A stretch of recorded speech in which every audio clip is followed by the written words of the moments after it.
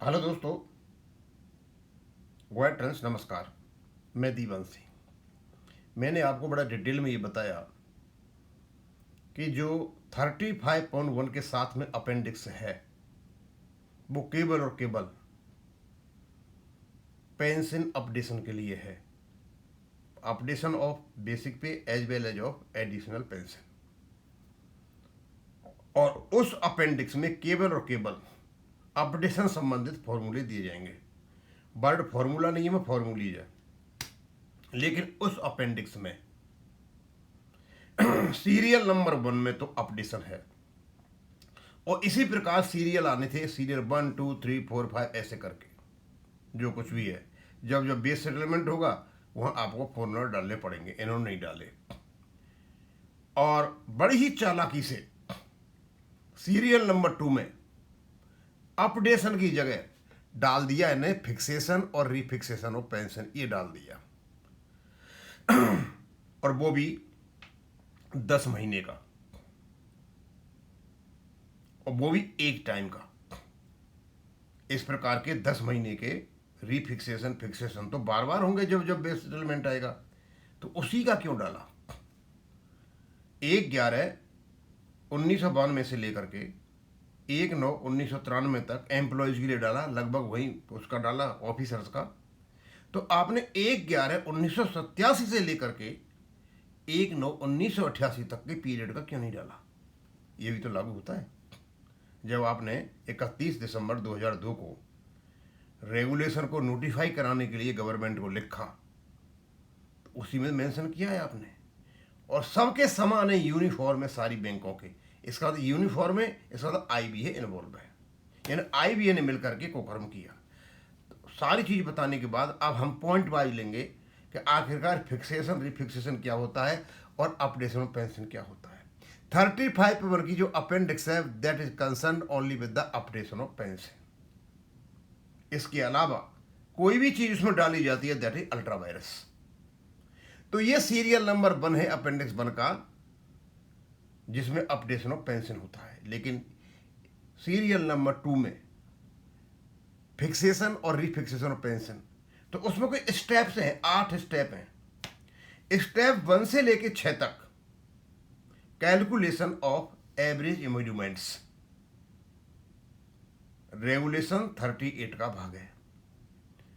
Step 7 और 8 जो average एम्यूलमेंट calculate कर लिए, divided by 10 divided by 2 into 33, और जितनी भी सर्विस आपकी, और डिवाइडेड बाई 33 का एक फॉर्मूला भी लगाया। यानी ये दे रखा है किसमें, रेगुलेशन 35(2) में। यानी जिसमें केवल और केवल अपेंडिक्स में 35(1) होना चाहिए था, इन्होंने सीरियल नंबर 2 में 35(2) और 38 घुसा दिया।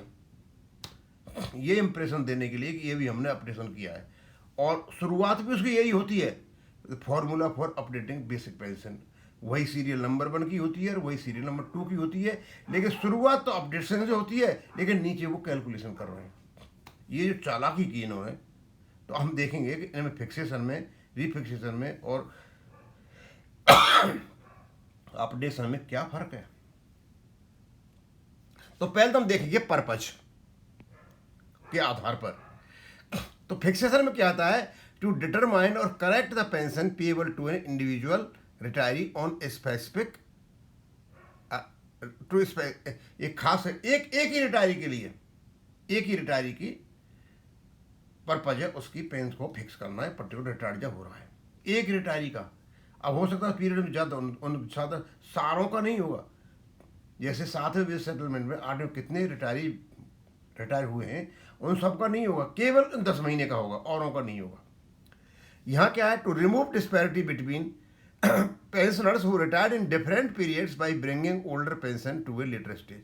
यहाँ क्या है कि जो लेटर स्टेज में नए जो पेंशन गए हुए हैं उनके बराबर पीछे वालों को करना। जमीन आसमान का फर्क है भैया। इसके साथ में अपेंडिक्स 1 में आप इसको कैसे रख सकते हो, you can't keep it, ultra vires. दूसरा, reference period 1 specific period the date of retirement, इसमें केवल डेट ऑफ रिटायरमेंट होती है। Multiple period successive wage settlements और पे रिविजन आएंगे इसमें।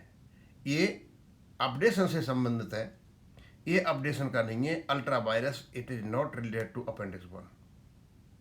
तीसरा, बेसिस। इसका बेस क्या होता है? लास्ट पे ड्रॉन और average emoluments under the rules applicable on the retirement date. जब आदमी रिटायर हो रहा है तो लास्ट पे ड्रॉन होगा या 10 महीने का एवरेज होगा, ये इसका बेसिस सीधा सा है। लेकिन इसमें क्या होगा बेसिस? सक्सेसिव वेज रिविजन्स होंगे after retirement, usually through an updating formula. एक अपडेटिंग फार्मूला होगा और इसमें क्या होगा, आपके बेज रिविजन शामिल होंगे। इसमें बेज रिविजन ये भी आपका उसमें बेस पर नहीं बैठता है, अल्ट्रा वायरस। Next, frequency. कितनी बार होता है ये? नॉर्मली डन वंस और when an error court of order requires fixation. एक बार किया जाता है या फिर कोई गलती पकड़ ली जाए तो रीफिक्सेशन किया जाता है। एक बार ही होगा या ज़्यादा 2 बार हो सकता है, लेकिन होगा एक ही पीरियड का, एक ही व्यक्ति का। कहकर एवरी टाइम बेज और पे स्केल्स रिवाइज, जब जब पे स्केल्स रिवाइज होंगे तब तब होगा। इतना बड़ा फर्क।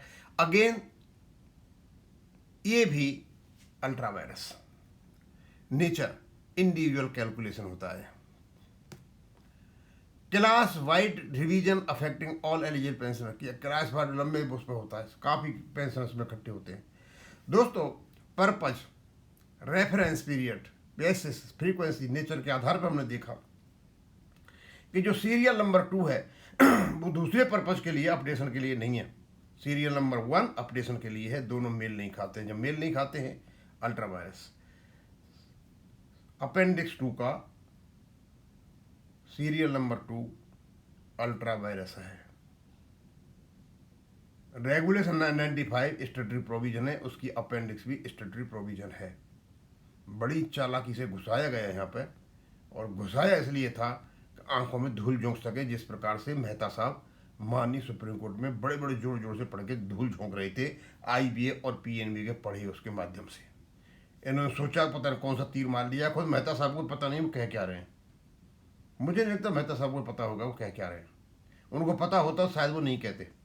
अब कह गए जो कुछ कहना था उनको, कोई बात नहीं है, कह लो।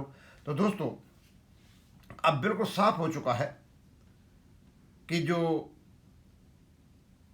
अपेंडिक्स है वो केवल और केवल 35 बॉन 1 से रिलेटेड है। उसमें आपका अपडेशन है। 35(1) की जो अपेंडिक्स है उसमें केवल और केवल जो अपडेशन के फॉर्मूला आने चाहिए, न कि उसके अलावा दूसरी चीज़ें। लेकिन सीरियल नंबर 2 में अपडेशन डाल करके फिक्सेशन या रिफिक्सेशन डाल रखा है, जो अल्ट्रा वायरस है। कोर्ट की नॉलेज में जैसे ही आएगा इनका सारा खेल पलट जाएगा। अब इसको ज़्यादा नहीं खींचूंगा, बहुत ज़्यादा बता दिया मैंने, मैं यहीं ख़त्म करूँगा। थैंक यू, धन्यवाद।